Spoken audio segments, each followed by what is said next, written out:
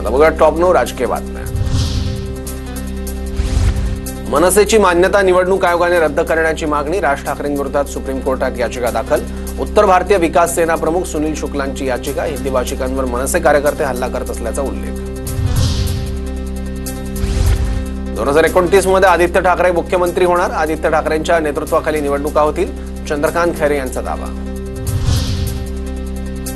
काँग्रेस नेते सहदेव बेटकर आज ठाकरेंच्या सेनेत प्रवेश करणार, उद्धव ठाकरेंच्या उपस्थितीत मातोश्रीवर बेटकरांचा पक्षप्रवेश। माजी क्रिकेटपटू केदार जाधव आज भाजपत प्रवेश करणार, आज दुपारी 3 वाजता भाजपमध्ये पक्षप्रवेश पार पडणार। आजपासून अहमदाबादमध्ये काँग्रेसचे राष्ट्रीय अधिवेशन, राहुल गांधी, प्रियंका गांधी यांच्यासह राज्यातील सर्व महत्त्वाचे काँग्रेस नेते अधिवेशनाला उपस्थित राहणार। राज्य मंत्रिमंडळाची आज मंत्रालयात महत्त्वाची बैठक, आज दुपारी 1 वाजता कॅबिनेट बैठकीचं आयोजन।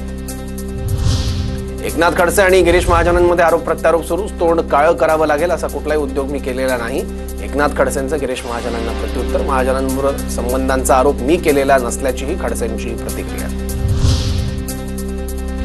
गुणरत्न सदावर्तेंकडून एकनाथ खडसेंची महिला आयोगात तक्रार, महिलांचा अपमान केल्याप्रकरणी खडसेंवर गुन्हा दाखल करण्याची मागणी, खडसे कुटुंबातील व्यक्ती जेलमध्ये असताना तुमची सीडी कुठे होती, सदावर्तेंचा सवाल।